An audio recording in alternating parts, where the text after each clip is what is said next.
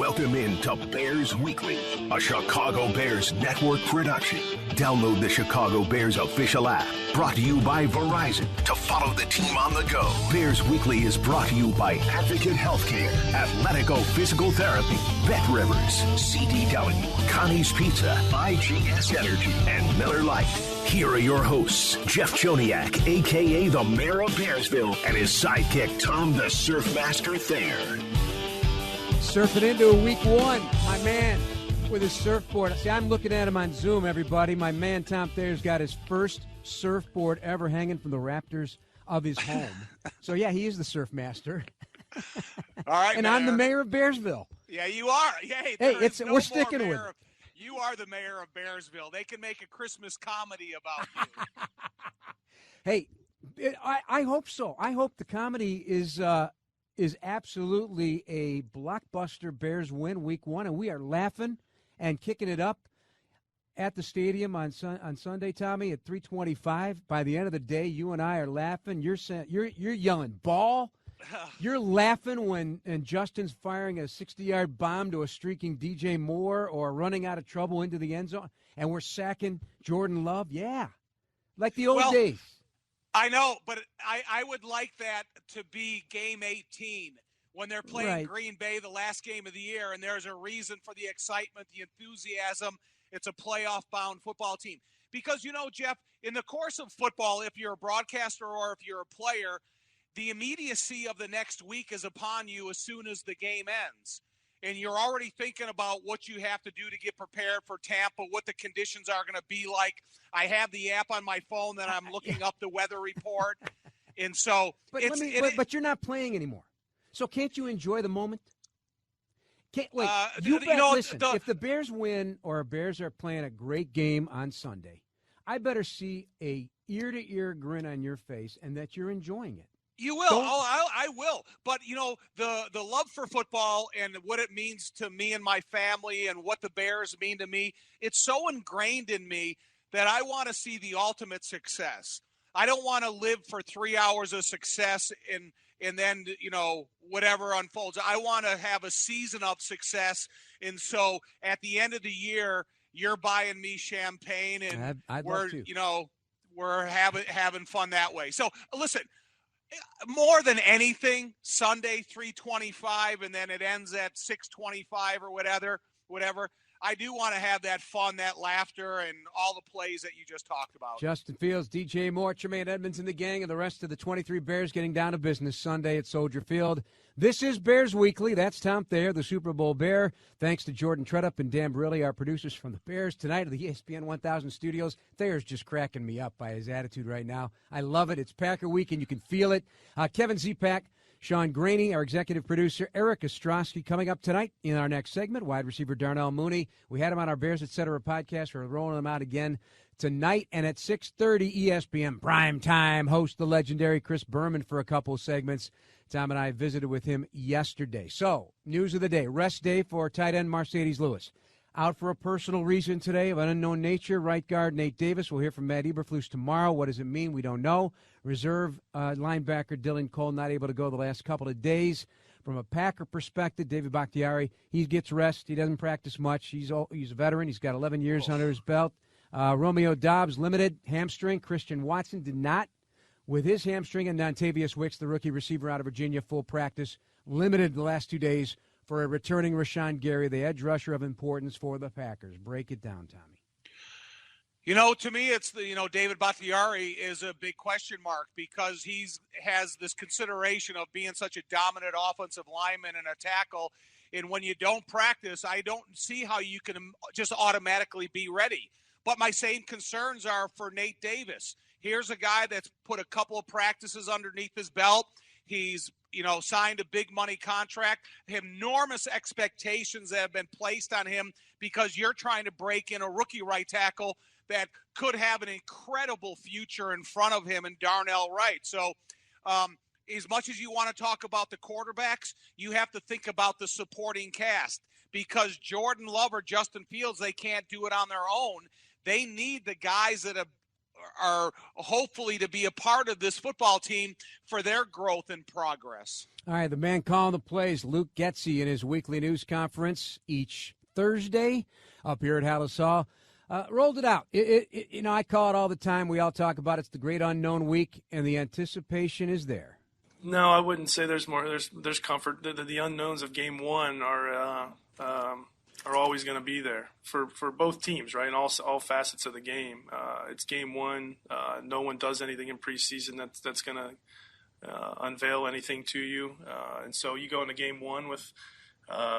Trusting your training. That's truly what you have to do in this situation, right? Because they could do anything and they could change their style of play or whatever. New coaches come in, new players come in, and people change a little bit. And it may not be drastic, but there could be just subtle changes. And you want to make sure that you're prepared, and that's what you take training camp to do, right? You take training camp to get your fundamentals in the right place so that you can execute whenever that new thing happens and you guys can respond the right way. So there's definitely no comfort in that, but, excited, and I would say the relationships that we have with the players are much deeper, and those things we can lean on a little bit more. Yeah, they know each other, and he knows the Packers, and he knows Joe Barry. That hasn't changed defensively. It's a veteran defense. Offensively, because of Aaron not there anymore, and you got an unknown at quarterback, that's the anticipation we're looking at. But from what Luke tells you, what is he think he's going to anticipate from the Green Bay Packers?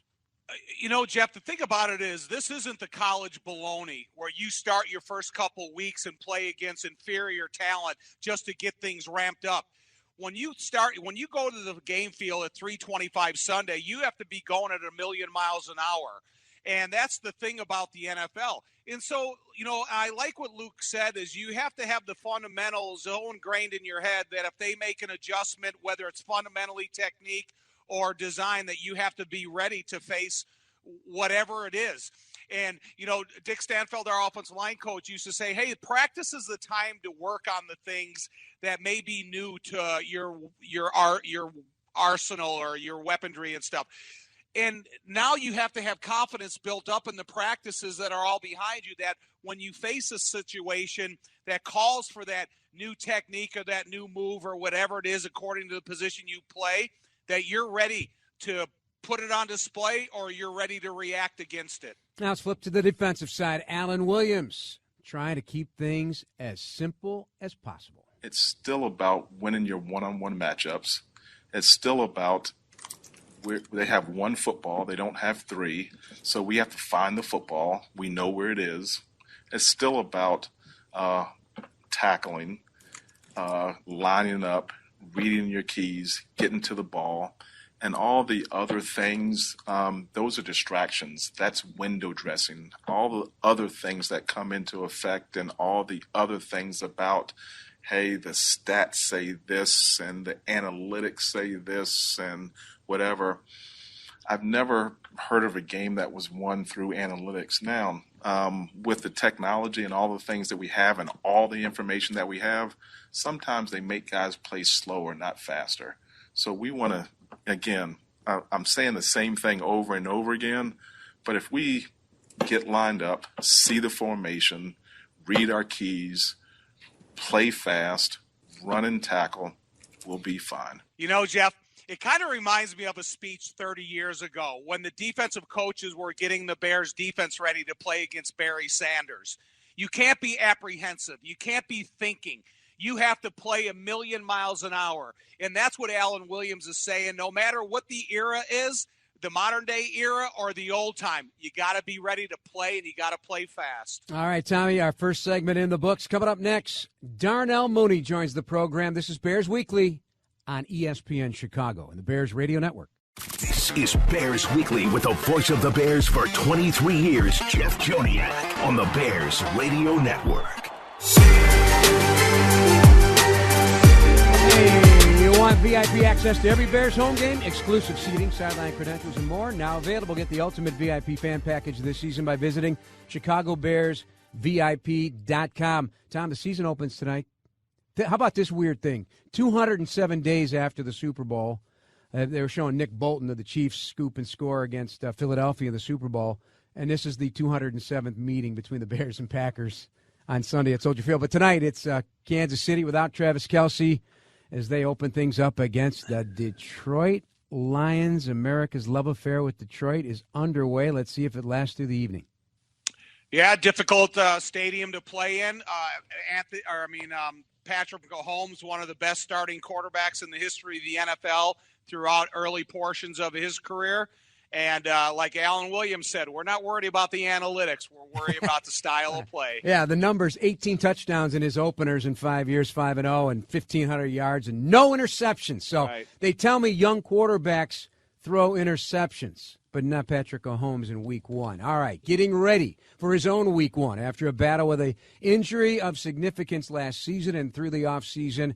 Wide receiver Darnell Mooney ready to rock and roll. Here's my interview with the veteran wide receiver earlier this week. I want to start on the Packers because it's what everybody's been hoping for and thinking about. So let's just dive right in before we just chat a little bit.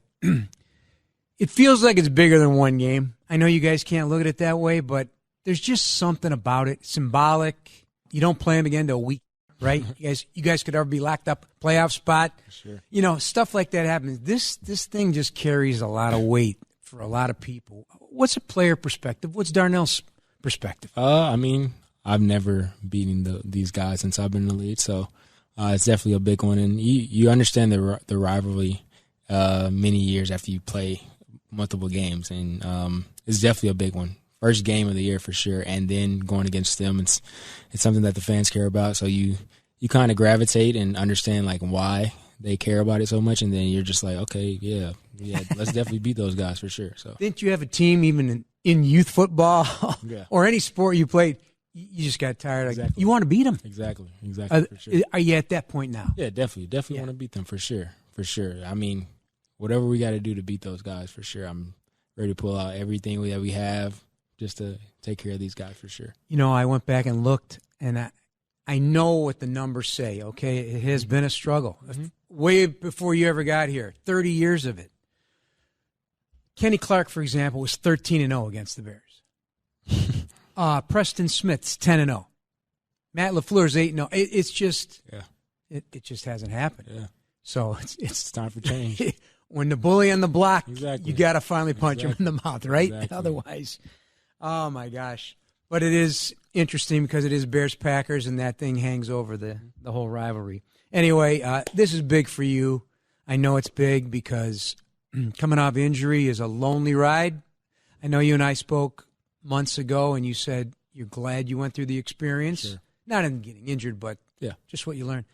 Can you put that in the context for the average? Why? It's just you get a lot to like self-reflect. I mean, and just have a lot of self-awareness. I mean, it's just a lot of rest time, and I mean, you get to read some books and just have a lot of alone time. You're looking at the ceiling a lot of times, and you're just relaxing and just thinking a lot. And sometimes overthinking can be a bad thing, but sometimes it can be a good thing, you know. So it's been 8-9 months since the last time I was actually in a game or whatever. So I'm excited to get back out there. It won't be any like fearness or anything. I mean, obviously the preseason was nice.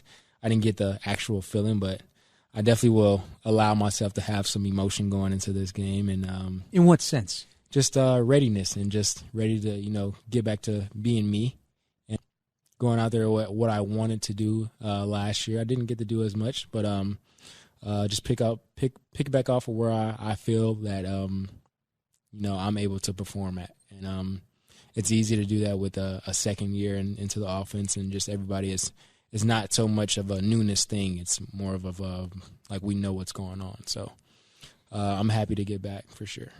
Is it an offense? I mean, just think about you. Can't remember how many targets. Well over 100 a couple years ago. Mm-hmm. Is this going to be an offense now where you just got to find your place? Mm-hmm. For sure. You mean like role-wise? Role-wise, but that's day-to-day. Yeah, for sure. Exactly. Day-to-day. Exactly. Like, I don't think this is an offense, and you correct me if I'm wrong. Hey, Darnell, listen, and here's the pecking order. Mm-hmm. This is how it's going to go, so, don't be anticipating a lot. Yeah. Or, hey, Darnell, you're going to be the feature. No.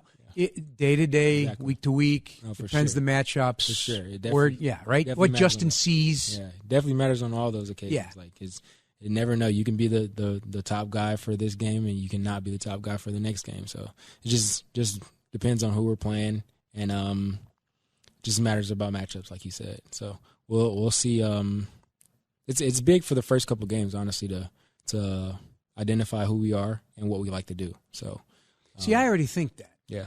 We love to run the ball, and we're good at it. Mm-hmm. Justin's a dynamic runner. Yep. The weaponry's increased. The offensive line's different. Yep. Hopefully they'll be healthy.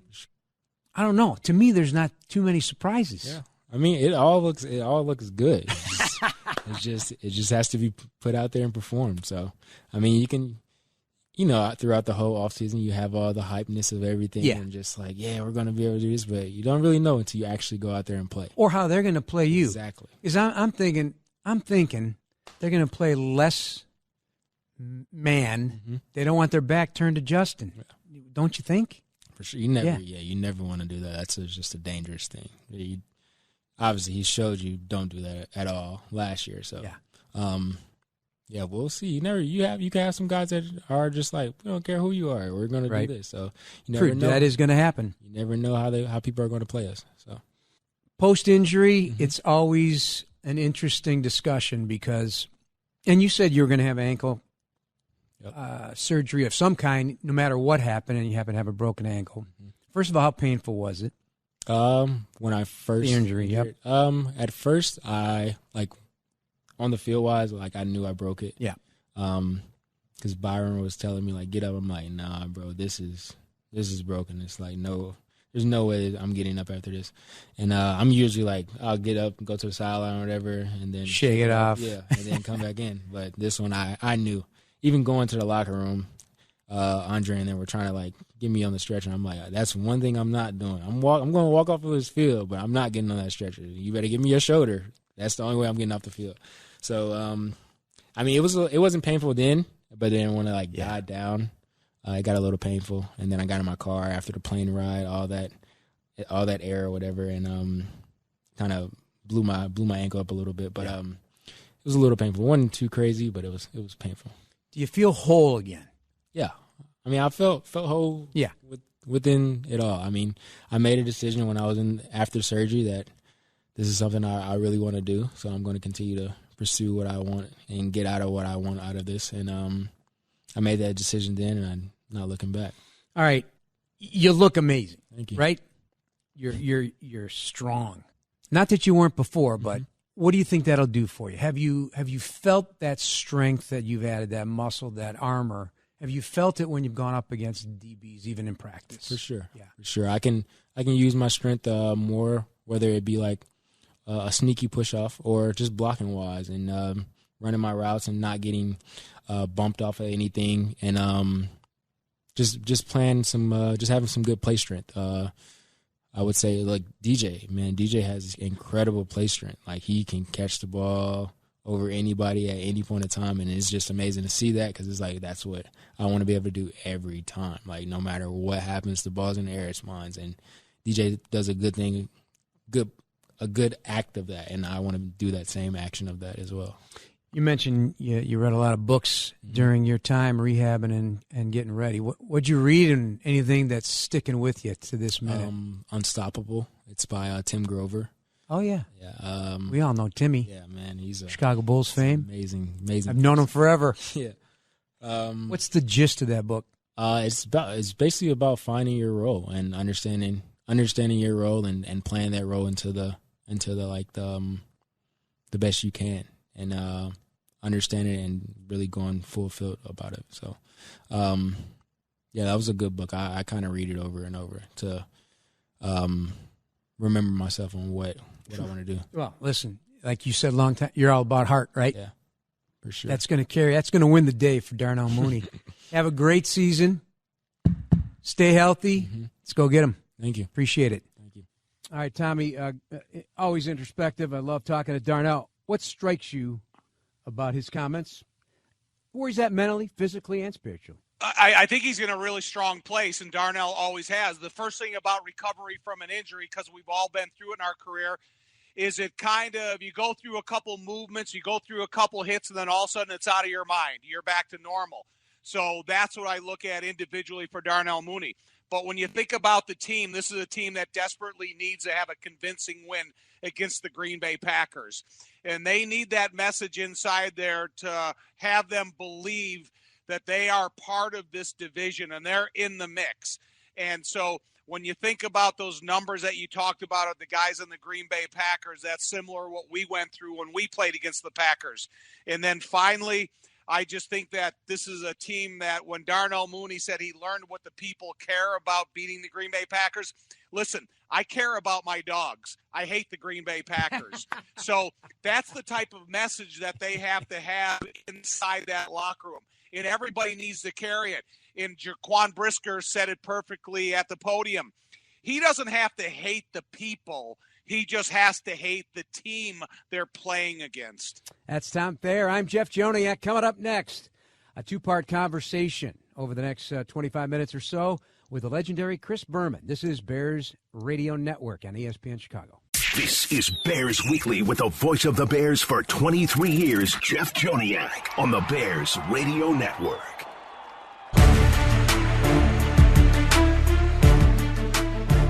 This segment of Bears Weekly is brought to you by Athletico Physical Therapy. Visit athletico.com to request an in-clinic or virtual appointment and start feeling better tomorrow. Jeff Joniak and Tom Thayer here on ESPN Chicago and the Bears Radio Network. Pleased to be joined by the legendary Chris Berman from ESPN. Thank you for joining us. Tom says that you are his mentor in this business. So high praise for someone we all respect. How you doing, Big Chris? Hi, Jeff, Tommy. Great to be with you guys, your friends. I don't know what mentor I am for Tom. Certainly not on the golf course, but more Bilgy, I think. But I'm sitting in front of even though it's 90 degrees for me, too, by the way, in Connecticut, my New England, my stone fireplace. I mean, I wanted to give you the feel of football in New England, even though it's 90 degrees with 90% humidity. But you know what? Let's bring on the season. The Bears and Packers, they're playing for what, the 8 millionth time? Is that it? 207. Number 207. We all fall in love with sports in a different way. You've done everything, but you are so tied to the NFL. Do you remember the moment you fell in love with the NFL? Well, I do, and I was young, Jeff, and it was really the AFL. So let's just go professional football. I'm 68, which makes you and Tommy babies in my... we're in your wheelhouse. We're catching up. But, I'm already either a base ahead or a base behind. So I was 9, my brother was 7, Andy, 64. Shea Stadium was just built. We live right on the New York-Connecticut line, but Shea Stadium was pretty close. New York Giants, it's like Chicago Bears. If you wanted tickets, good luck to you, right?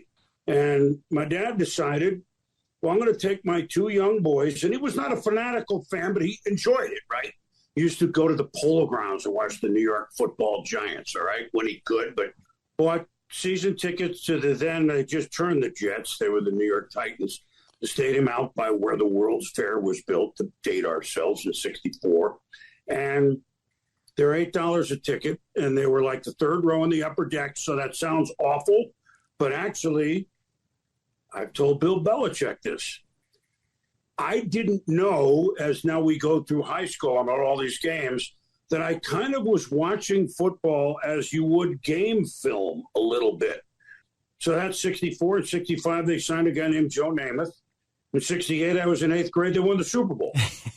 So, and they're still trying, which is why Aaron Rodgers is not on the Packers. So, it's not like I bleed Jets. I mean, I'm happy because my dad, God rest his soul, who would have been 99 this year, would be happy. But there's your answer. I can go on. But so the AFL, anything AFL, because we threw the ball. Yeah, we did. It was dodgy, and we had Namath, we had Hadel Allworth, we had Len Dawson, we had George Blanda was still throwing the ball for you. We threw the ball. And so anything, I like Buffalo. Well, they were the first champ I remember as a young boy, right? They were the champs in mid-'60s.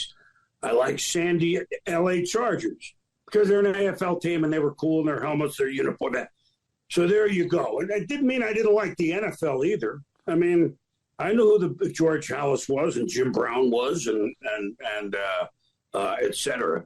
You know, Berman, I'm going to kind of speed up a little bit because a couple weeks ago we were in Indianapolis and I was watching a documentary about the 72 Dolphins because they closed out the documentary of you on the field doing a stand-up of the Bears-Dolphins game, the game we lost in '85. To me, as long as I've known you, that little piece ignited so many questions I would always like to ask you. Well, as you know, the Bears were unbelievable.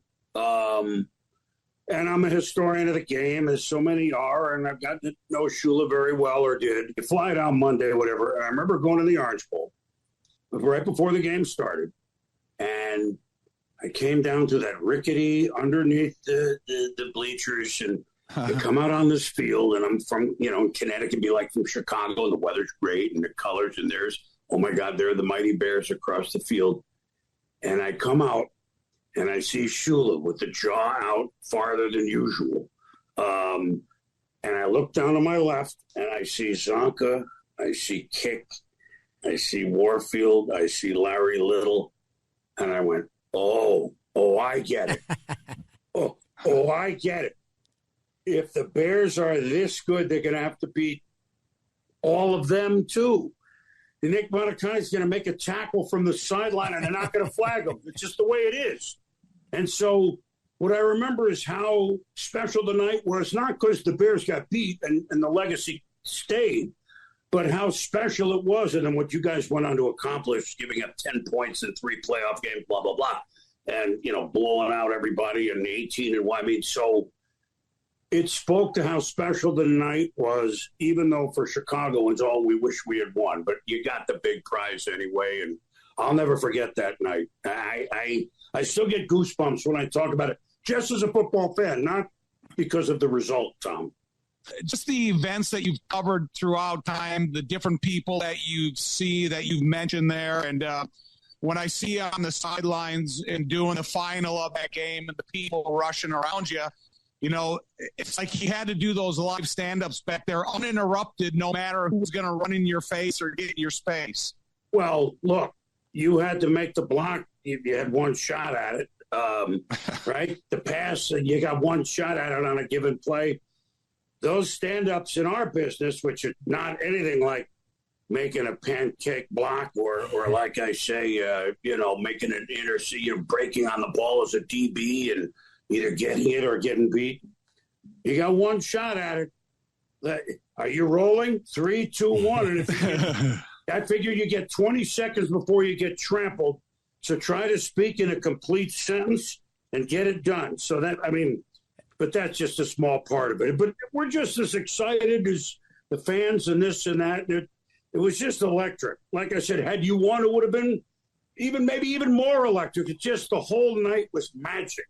Especially because of who he was and that team. I don't have to explain it, but your team speaks for itself and often did. Yeah, loudly.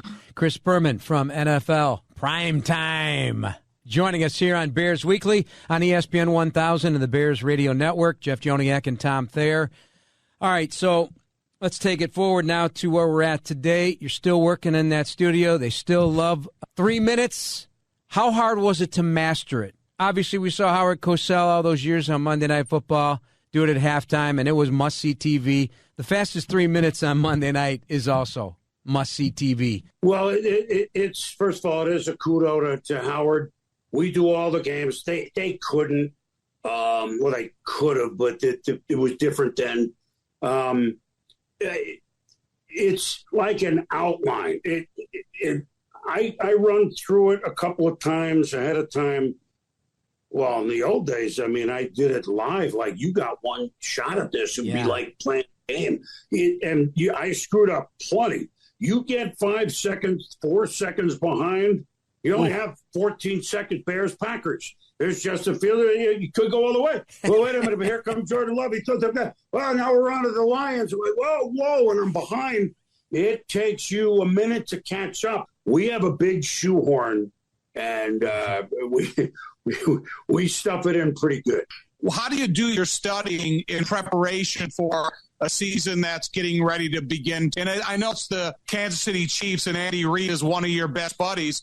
How do you get involved in the new guys? It's now NFL primetime. I'm more highlights based only rather than pregame, where you got to really be up on what's going on with. It's almost impossible to be up on all 32 teams at one time, but you got to make it your best effort. But this week in particular, I still have a lot of friends in the league, like Andy Reid, just to name one. You mentioned him, and they're good enough to give me time.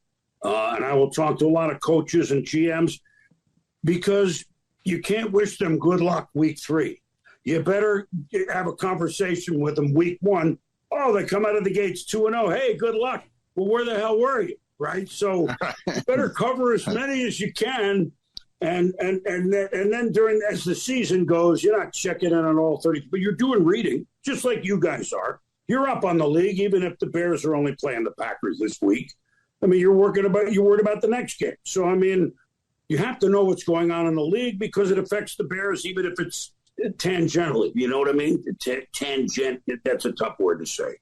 In a tangent. There you go. You got it nailed. Like the Brown, Tom. I'm sorry. All right, we're going to step away. One more segment to go with Chris Berman from ESPN. With Tom Thayer, I'm Jeff Joniak. This is ESPN 1000 of the Bears Radio Network.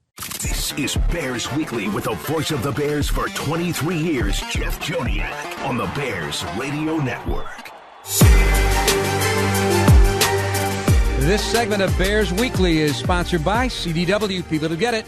With Tom Thayer, I'm Jeff Joniak. We're breaking down Bears-Packers on the show this week. Of course, the opener, we'll bring it to you from Soldier Field starting at 3:25. Be sure to join us. All the pregame, 4 hours pregame, 4 hours postgame, and our first regular season game on ESPN 1000 Chicago. Our guest tonight, kind enough to join us for a few more minutes, NFL primetime host, the legendary Boomer, Chris Berman.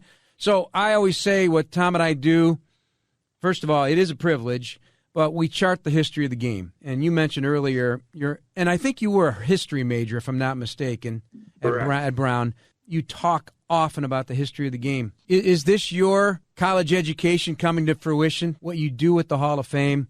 How important is that to you, to be there with the greats of the game, the few that have managed to get into that place? Well, that's a very good question. I never thought that being a American history major would therefore mean I was a NFL and whatever, Major League Baseball or a few other major, but it is part of America anyway. So maybe it is coming to fruition.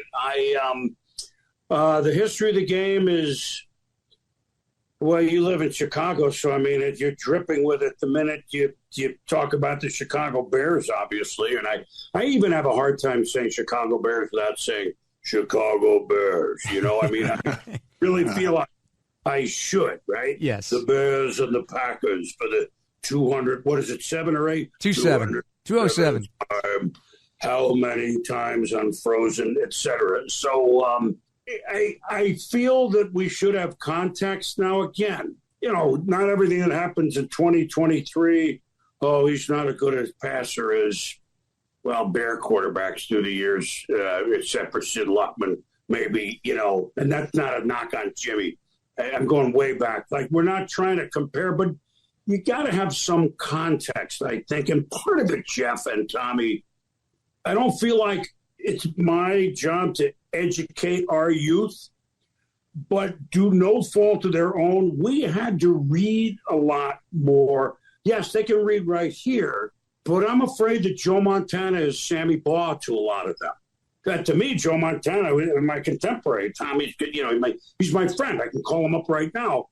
Sammy Baugh, okay, that's ancient history, which we should know about. But I feel there are times when you can kind of throw some stuff out there. Well, for example, Jim Brown passed away a couple of months ago, right? Well, he retired in 1965, and they're young. They see this name. Well, he's 12th on the rushing list or 13th or whatever he is now. He must have been okay. No. He was okay. So I give that as an example because I don't feel it's my duty, but I'm into it, and I feel that if you light a little something with them, maybe I'll go look up how good Jim Brown was. It's not something they normally would Google first thing in the morning, you know? I feel that's, and you're in the same business again. I mean, you have Bears fans listening to you, so, but there are 20, 30-year-olds that unless their dad or grandfather told them about Gale Sayers or Mike Ditka as a player, or even the 85 Bears, right? That they heard of it, but you're bringing them to life because they trust you because you're the Bears. So does that make sense? I feel it's not our duty, but educating our youth. Hey, we're still youthful. I feel it's fun and it's necessary. You know, I always refer to Chris as Bermanator. I don't think I've ever called him Chris, and it's either Berman or Bermanator. There's a famous poster of him out in Maui. It hangs in a place that we go to after golf. So, Bermanator, can you describe Football Sunday for those of us who have never been to the campus of ESPN and like the type of room you sit in, the conversations, and how do you watch it when you have to have your eyes on every screen, where Jeff and I have been broadcasting one game for the last 27 years, and that's the game we pay attention to? Well, let me take it back. First of all, I'm thrilled that you guys are ESPN now. I mean, you've always been family, Tommy, but now you're my professional family. But you are Ohana, and Jeff, you too, because of your friendship with Tom and your partnership. And I feel like I know you, even though I don't see you very much. I don't see Tommy enough anyway. So let me go back to the days when I don't mean I did it all, but my responsibility on a Sunday was every show that we did NFL related. For ESPN, when we started with one building, then two buildings, you know, I started 1 month in. I was 24. I looked like Ron Burgundy, you know, with a mustache and a loud jacket and hair, which was pretty good. Which by the way worked in that era. Why don't we leave it at that? So that's it. But now we're a campus. We're like a college campus, if you will, now. So we're 3 buildings over to go to the studio and then you get set for the show, and then you do 3 hours. I take about 15 minutes kind of myself, almost like I was the quarterback, no more important than anybody else, than Tommy Jackson or anybody or anyone behind the scenes of this. We're all in this together. We're all going to get together in another room that's 2 or 3 buildings over, which has all the screens. Now, for example, week 1, where everybody's playing, and I don't know how many noon Central Time games there are, 8, 9, whatever the number is. Anyone that says they can watch 8 games at once is lying, okay? In the day, you would have pecking orders when ESPN couldn't afford. So we'd have 3 or 4 or 5 really good monitors and then some other ones. And so I'm dating myself. So Tampa would be way over to the right. The Bengals would be way over to the left. The Falcons would be way down. You get my point. And so you could kind of watch 2 or 3 or 4 to get flow of game. And then there's somebody for some reason is watching, this is back in the day, the Buccaneers over to the right? Oh, my God, look at that play in the Tampa game. And then we all look over here for like 20 seconds at Tampa. Oh, Doug, well, I'm really dating myself. You know, my God, look at that. And then you're back to the other 3 or 4 or 5. Now, okay, the late games kick off. You get a feel for those. But now we're talking about it's obvious, a 60-yard touchdown, that's got to go in that highlight. But the 3rd and 3 in the mud that they picked up 5 yards and essentially clinched the game, you still got to tell them the screening, they're younger. That's got to go in because it's prime time and we have 3, 4, 5 minutes to tell the story of a game. It's not exciting, but they ran out the clock and it was muddy and it wasn't an easy game. Those sort of plays. So you're having conversations. Then in about the 3rd quarter of the late games, the shot sheets come in and you want to see them from the early games, the highlights, because you can get fooled on a couple things. And certainly the names now are harder to pronounce than Tom Thayer or even Jeff Joniak. But then we got to go over back to the studio. And so the late games are often, they're ending while we're on. So in the old days of prime time with Tommy Jackson and me, and the 29 years we did it, actually 30, did it together. we'd have the monitors of the 4, let's say, late games on. You couldn't watch it while you were live, but you'd have a 2-minute commercial where, Denver's down to the 10 now. How much time is left in the Broncos? 50? Okay, but now you're back on the air, so you at least knew they had a chance to do something, right? But it still ends while you're on, and then the sheet comes in and you're doing it blind. Now, with Booger and ESPN Plus, the only difference is we have no commercials. So once those late games, there are 8 minutes left, and we go to the studio for the ones that, there's been a injury or a long time out. We are really winging it. We're the only one in America that didn't see the finish of the game, and then we got to put it on TV. And how could he screw up that highlight? And the only thing I tell them, do not tell me who won. Let me do this like I'm play-by-play like you, Jeff. And all I get from my producers, you won't believe the finish of this game. Here it is, Denver and the Raiders, so – and then you do it, but that's live TV. That's the play-by-play part. And then we used to have the night games, Tommy. Sunday night was after prime time.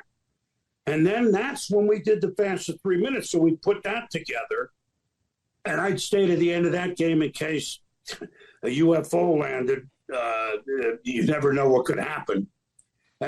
He made it look easy, and he continues to. Your buddy has stories that could last forever. We had to cut the interview short. There's more to it. We'll have to repurpose this someday, but I love the history of how it all happened, because back in the day it wasn't so easy. Now it seems that way with Red Zone and everything else going on, but nothing easy about it. Yeah, you just think of the history of ESPN and what it means to sports. I remember when ESPN just came aboard, and I go, who's going to watch sports 24 hours a day?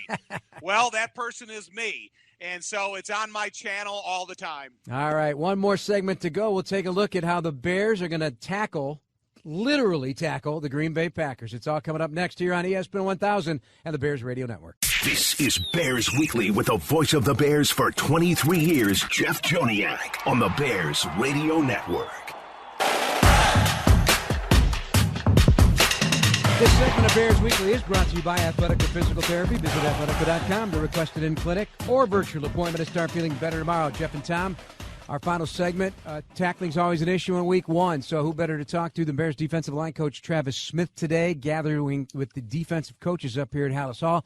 Are the Bears ready for this? So we talk about, we install it in the meetings, we show film on it, we teach tackling techniques we all say the same name for how we tackle certain players. We show tape of how to tackle certain players, and then we also drill it in individual D-line, linebackers, and DBs. And we talk about when 28 has the ball, when 33 has the ball. How do we tackle these players? If you look back to our first Green Bay game last year, we had like 20 missed tackles as a defense. And then we went to the second game, I think, with the 7. So that's one thing we've been talking about all week, all offseason, because the first regular season game, usually across the league, tackling is pretty poor on defense because of the limited reps that a first unit takes. But that's what we don't want to start off where it's the same thing. You want to start off rolling right off the bat, because you're tackling. If you have limited missed tackles, they got limited yards after catch, limited yards after contact.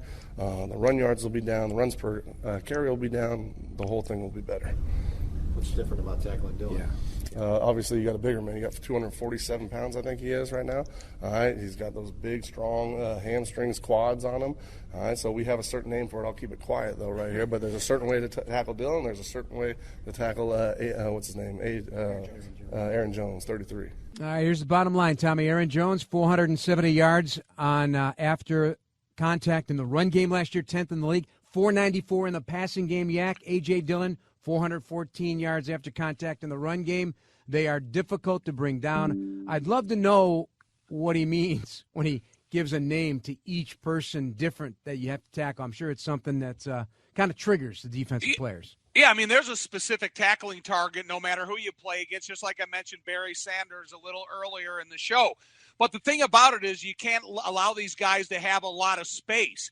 If Aaron Jones is touching the ball, if A.J. Dillon is touching the ball, there's got to be a lot of bodies within the vicinity that are able to help the first hit, the second hit, and the third hit that stops the player in their tracks. Well, and one thing is, don't stop your feet, first and foremost, right? Not this, the way they want them to tackle, you don't stop your feet. You keep going. You take 3 steps, and you deliver the goods. And we'll be focused on that. That'll be a big part of this game on both sides of the ball, among many others.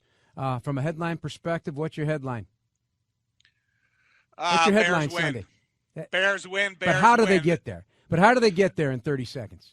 You have to use the dynamic athleticism of Justin Fields, and he's got to be accurate throwing the balls. I still think they're going to be able to run the ball, but it's about him throwing the ball. All right, Tommy, good show. Thank you very much. Thanks, everybody, for listening. Thank you, Chris Berman and Darnell Mooney of the Bears.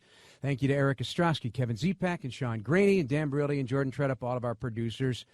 Have a great night, everybody. We'll see you Sunday at Soldier Field. Kickoff at 3:25. We'll have a 4-hour pregame, a 4-hour postgame in our first regular season game on the new home of the Chicago Bears, ESPN Chicago. Can't wait for it.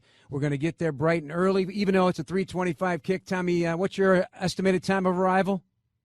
7:30 in the morning is the guess. That's my guess. I'm going to take the under on that, but I think he'll be there right on time. Stay tuned for Bleck and Abdallah. It's been a great night. Enjoy it. First week of the season about to commence in Kansas City with the NFC North Lions taking on Patrick Mahomes and the Kansas City Chiefs. That'll do it for us on Bears Weekly on ESPN Chicago and the Bears Radio Network. Thank you for listening to the Chicago Bears Network presentation of Bears Weekly, hosted by the mayor of Bearsville, Jeff Joniak, and Surfmaster Tom Thayer.